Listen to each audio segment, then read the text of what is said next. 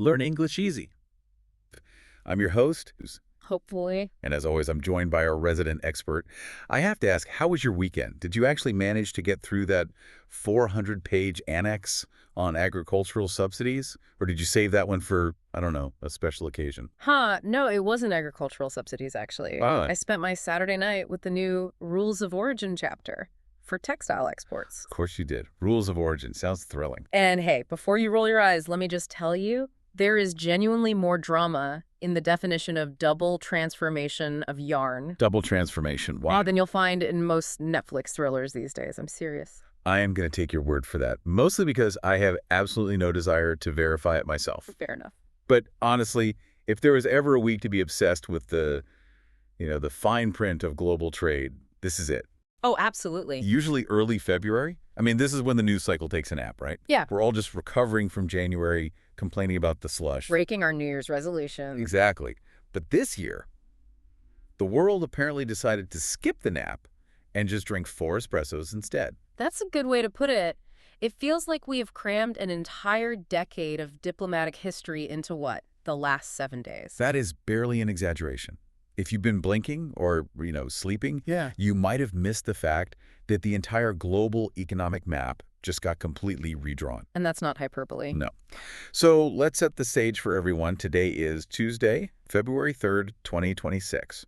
And we aren't just talking about like a minor tariff adjustment here or there. No, not at all. We are looking at a fundamental structural shift in how the world's largest democracy interacts with the West. Okay, so here's the hook for everyone listening. In the last 7 days, we saw 2 massive events land, like back-to-back. Okay. First, on January 27th, India and the European Union finally signed a deal that has been, nearly 20 years in the making. It started in 2007, so yeah, almost. It's been a marathon, a really painful stop-and-start marathon, to be honest. Right. And then, just when we were all trying to figure that out, yesterday, February 2nd, the plot just thickened completely. Mm-hmm. President Trump never wanted to let someone else have the headlines. He drops a surprise announcement on Truth Social about a new deal with India. A very different kind of deal. A very different kind of deal. So today, our mission is to unpack thousands of pages of policy to answer one massive question. Is this the end of the old global order? Are we actually witnessing the birth of this strategic flexibility that everyone is whispering about? It really is the big question. And to answer it, we're pulling from a pretty serious stack of sources today. We've got the Indian Council of World Affairs, the Economic Times, the Lowy Institute, Carnegie Endowment. And the official texts from Brussels and New Delhi themselves. Right, the primary sources. Okay, let's start with the first domino to fall. The India-EU Free Trade Agreement. The media is calling it the mother of all deals. Which is quite a title. It is. Mm. Now, I usually ignore labels like that because they sound like, marketing fluff. But looking at the source material, Yeah. is it actually deserving of the title?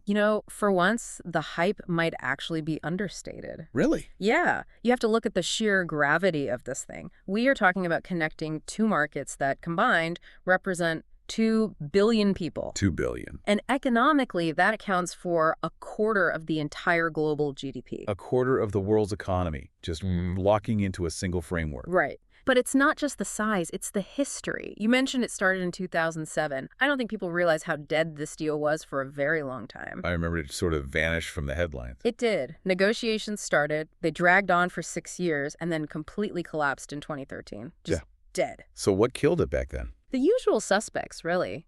Things like European wines and spirits. You would not believe how powerful the Scotch whiskey lobby is. I can imagine. And cars. That was the big one. India wanted to protect its domestic manufacturing, and Europe wanted access for theirs. Neither side would blink. So it was just dead in the water until it restarted in 2022. So for it to be signed now, in 2026, that represents a massive geopolitical pivot. It's a huge signal. It says that both sides finally decided the cost of not doing a deal was higher than the pain of compromise. Okay, so let's get into the nuts and bolts then, because that's why our listeners are here. They don't want the press release. They want the reality. Let's do it. When we say free trade agreement, usually that means, some tariffs go down a little bit over 20 years. But the sources are throwing around some really aggressive numbers here. The headline number they're all quoting is 99.5%. 99.5% coverage. What does that even mean? It means the European Union is eliminating or drastically reducing tariffs on 99.5% of all Indian goods measured by trade value. By value? Okay. And India is reciprocating by doing the same for roughly 96.6% of EU exports. That sounds like total open access.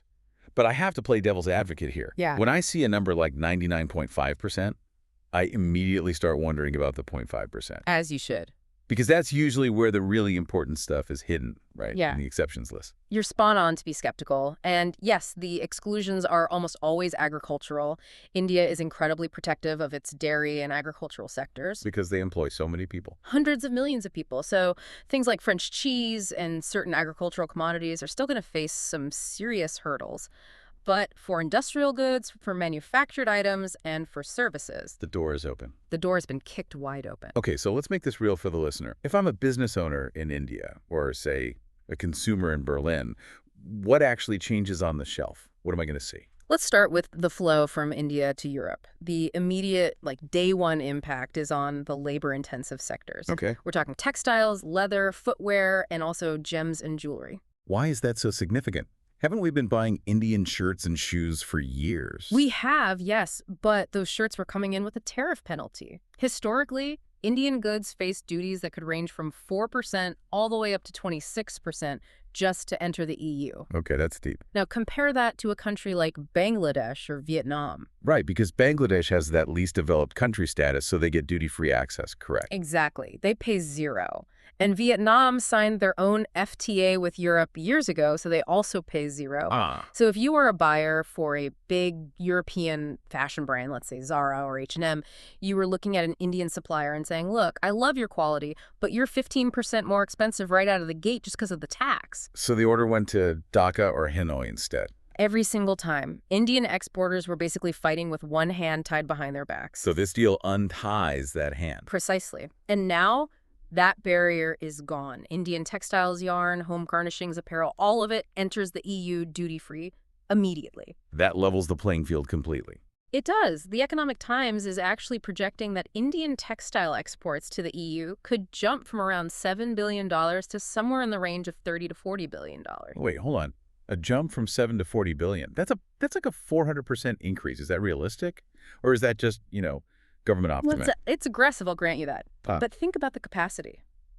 India has the raw material, it's a huge cotton producer, and it has the labor force. The only thing it was missing was that price competitiveness in the EU market. Now it has it. Now that the tariff wall is down, regions like Tirupur in the south, which is this massive knitwear hub, or Surat for synthetics, they're likely going to see an absolute explosion in orders. So we might actually see a real shift in global supply chains, where India starts taking market share back from, say, Vietnam or Bangladesh. That is absolutely the bet that New Delhi is making with this. But let's flip the equation. Okay. What's coming from Europe to India? This is where we talk about the fancy stuff, I assume. High-tech goods, machinery, and the absolute biggest, most contentious sticking point of the last decade. Cars. The car controversy. I feel like this has been the third rail of Indian trade politics for as long as I can remember. It has been. India has been incredibly protective of its domestic auto industry. Maruti Suzuki, Tata Motors, Mahindra. And to protect them, they use tariffs. Some of the highest tariffs in the world. We are talking up to 110% on imported cars.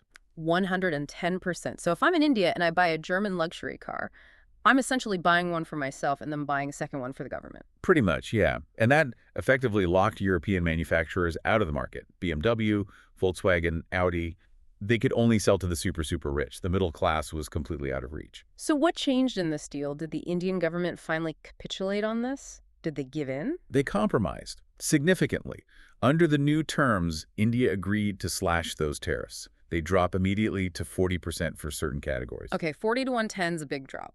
It is, and the plan is to eventually drop them all the way to 10%. Going from 110% down to 10%, that's a landslide. Why now? Why would they throw their domestic manufacturers under the bus after protecting them for so long? See, that's the fascinating part. I think it suggests a new confidence in Indian manufacturing that just wasn't there 10 years ago. Do you think they're ready to compete? I think so. Tata and Mahindra are global players now. I mean, Tata owns Jaguar Land Rover, they export SUVs all over the world. They aren't as terrified of competition as they used to be.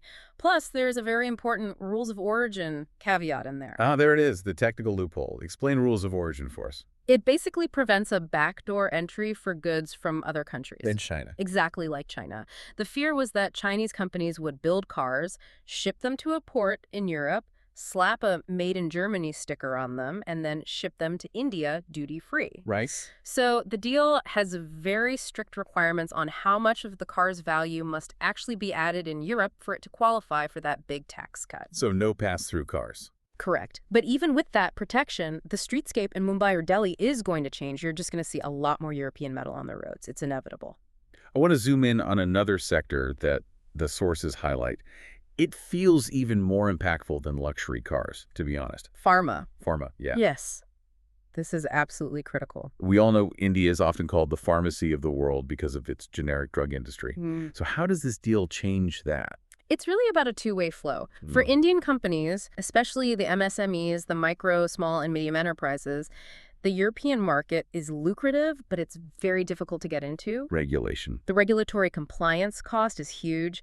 The European Medicines Agency, the EMA, is incredibly strict. So this deal aims to harmonize some of those standards and lower the tariff barriers, which gives Indian generics much better access. Okay, so that helps Indian exports. Yeah. But the sources also mention cheaper drugs inside India. How does that work? That's the import side of the equation. India imports a lot of advanced therapies from Europe.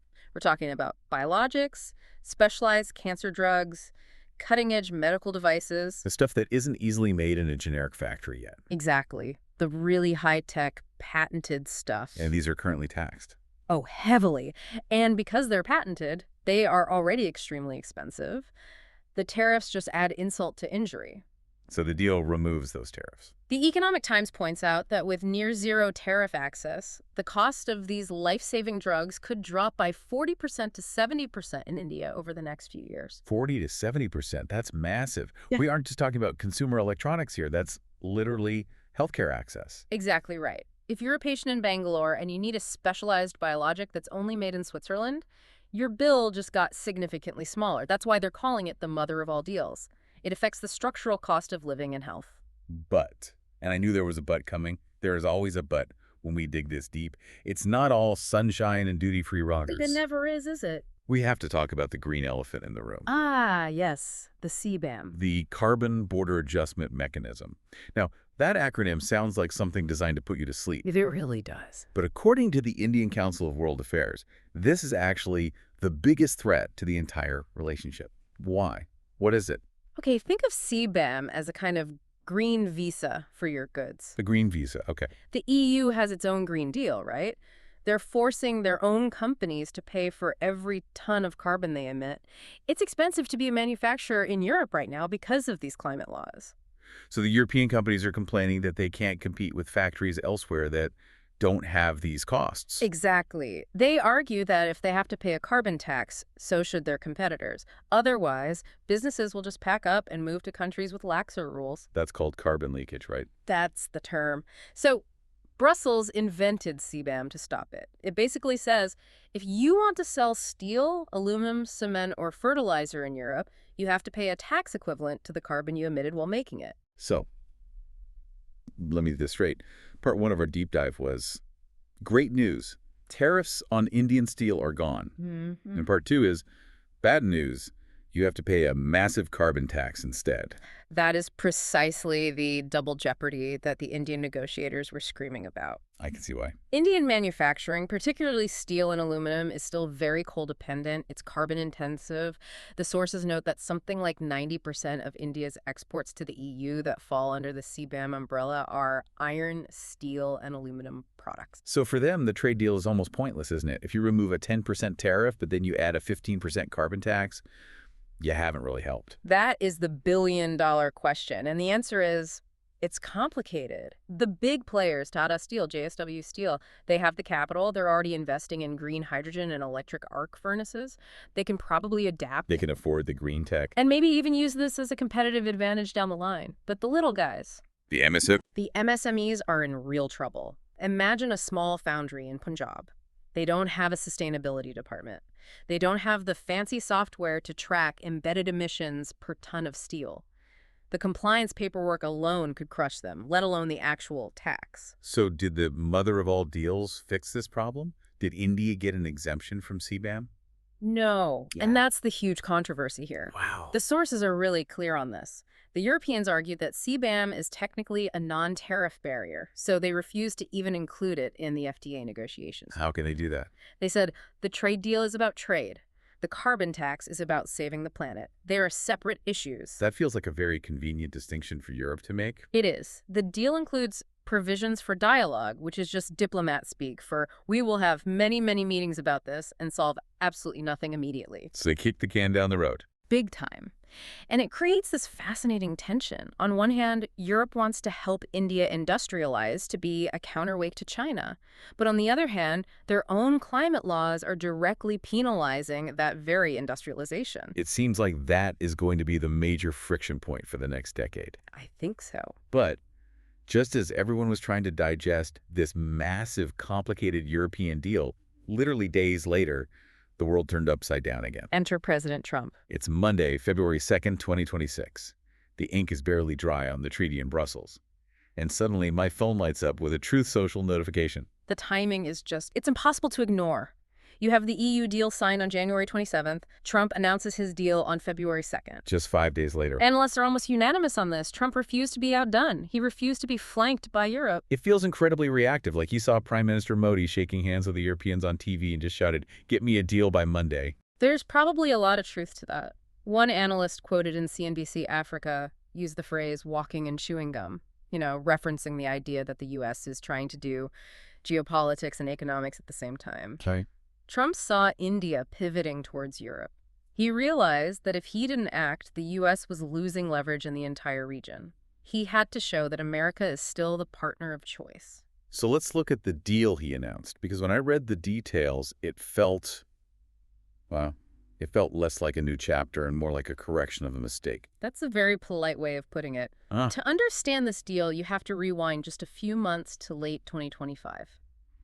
Back then, the U.S.-India trade relationship was in an absolute freefall. Because of the tariffs. Because Trump had slapped tariffs on Indian goods that were just staggering. We are talking about a total stacked tariff rate of 50%. 50%? Walk me through that math. How do you even get to 50%? Okay, so it was like a layered cake of tariffs.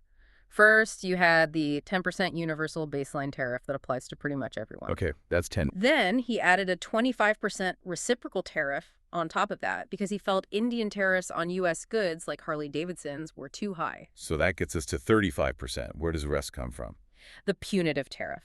Another 15%, sometimes up to 25% added right on top. And this was purely political. This was about Russia. This was because Trump was furious that India was continuing to buy oil from Russia, effectively helping them bypass Western sanctions. So he decided to punish Indian exporters until those oil purchases stopped. So Indian businesses were staring at a 50% wall to get their products into the U.S. That must have been suffocating. It was. It basically froze a huge amount of trade. So the new deal that he announced on Truth Social, it basically just dismantles that wall he built. So what's the new number? The punitive Russian oil tariff is gone, rescinded completely. The reciprocal tariff is lowered. The new effective rate is about 18%. Okay, so we went from 50% down to 18%. I mean, that's a massive relief for Indian businesses, obviously. Huge relief. But 18% is still, well, it's not free trade, is it? Yeah. No. And that's the key. Compare it to the EU deal we just spent 20 minutes on. The EU is at or near zero. The U.S. is at 18%. Right. But in the context of the Trump administration, getting down to 18% is actually considered a friendly rate. It's a huge victory for Modi simply because it stops the bleeding. Now, Trump never gives something for nothing. He gave the tariff cut. What did he claim he got in return? This is where we have to put on our fact-check goggles. Now you have mine ready. Trump claims two big things. First, he says India will buy $500 billion worth of U.S. energy, technology, and other goods. Okay. And second, that India will explicitly stop buying Russian oil. Let's break those down, because that first number, the $500 billion, Yeah. it just sounds made up. It sounds highly aspirational. Let's just look at the current numbers for context. Right now, U.S. exports to India are roughly $41 billion a year. 41. Okay. So he is claiming a jump from $41 billion to $500 billion. That's more than a 10x increase. I mean, unless India is planning on buying an entire U.S. state, I just don't see how that's physically possible in a short time frame. It's almost certainly a total contract value number, probably spread over many, many years. So it might include things that haven't even been built yet. Exactly. Maybe it includes future nuclear power plants, a fleet of defense jets, LNG contracts for the next 20 years. But as a hard contract for immediate purchase, the numbers just don't add up. It's a headline number. It's designed to look like a big win. Okay, and what about the second claim? The Russian oil one. This is the geopolitically spicy one. Did Modi actually cave? Did he agree to cut off Putin? The analysis from the Carnegie Endowment is very, very skeptical on this point. I've got. They point out that India values its strategic autonomy above almost anything else. Publicly rebuking Russia, which has been a longtime defense partner, that's a non-starter for New Delhi. It's just not going to happen. So Trump posts on Truth Social. India stops buying Russian oil. And Modi's office says. Modi's office said, thank you very much for the tariff reduction. And stays very, very quiet on the oil specifics.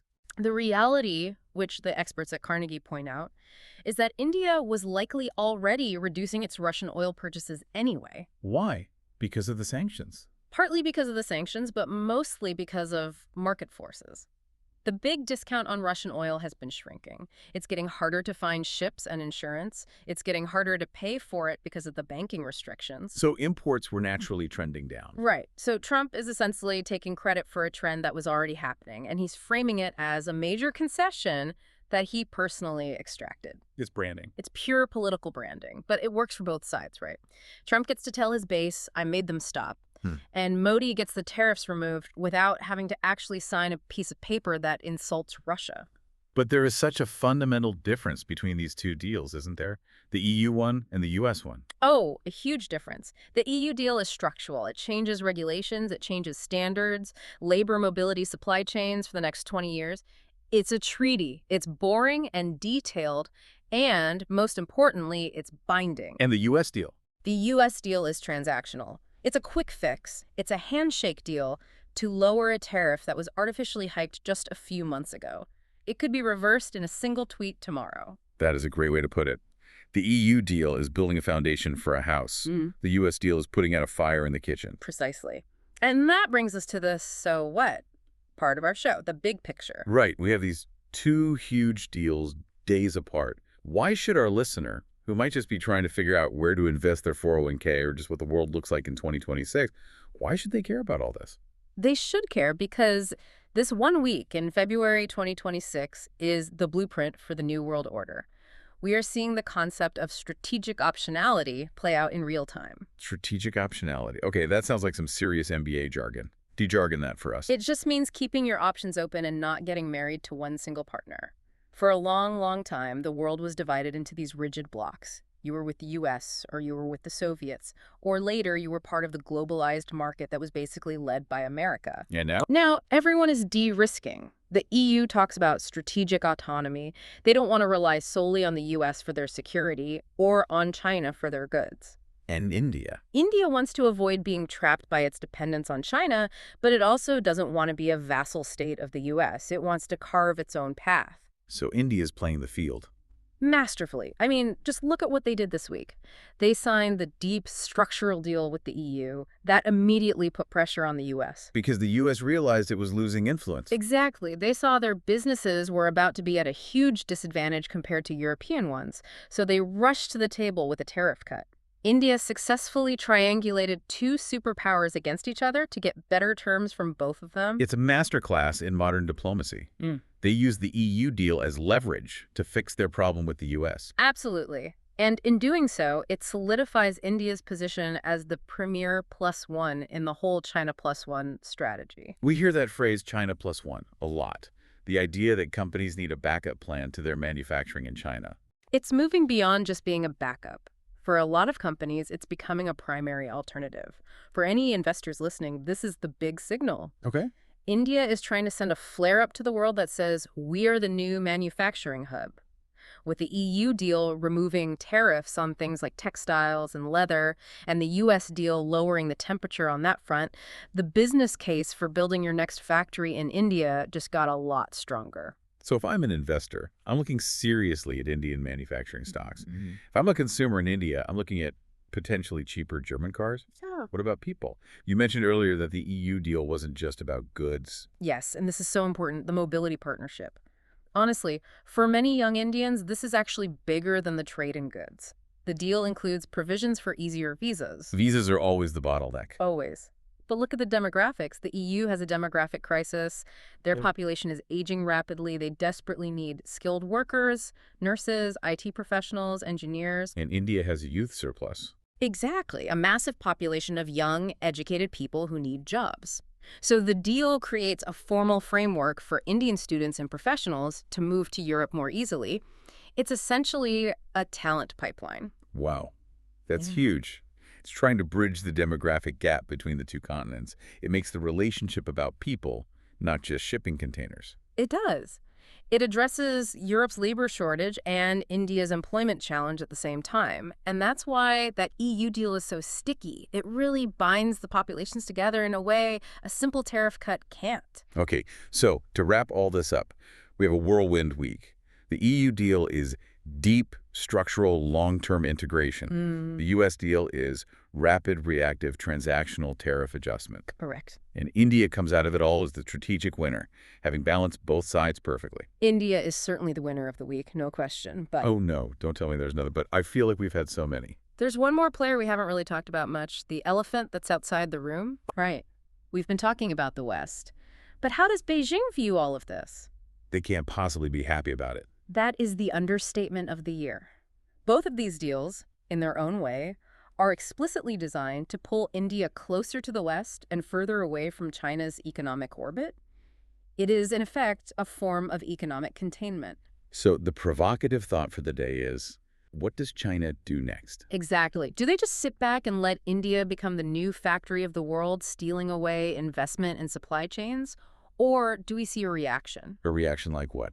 Well, are we looking at a new trade war, this time between the two Asian giants? Or does China try something different? Will they attempt their own mother of all deals to try and keep India in its orbit? A bidding war for India's affection. Or punishment for what they might see as its betrayal? The economic Iron Curtain might just be forming, and right now, India is dancing right on top of it. Dancing on the Iron Curtain. That is a visual that is definitely going to stick with me. We will certainly be watching to see if Beijing makes a move in the coming weeks. It's going to be a very interesting year. I might need to read a few more tariff schedules. Please do. Someone has to. Thank you so much for breaking this all down with us today. This was fascinating. It's always a pleasure. And to you, the listener, thanks for tuning in. If you want to dive even deeper into this, check out the show notes for links to the full reports from the Lowy Institute and the ICWA. Until next time, keep diving deep.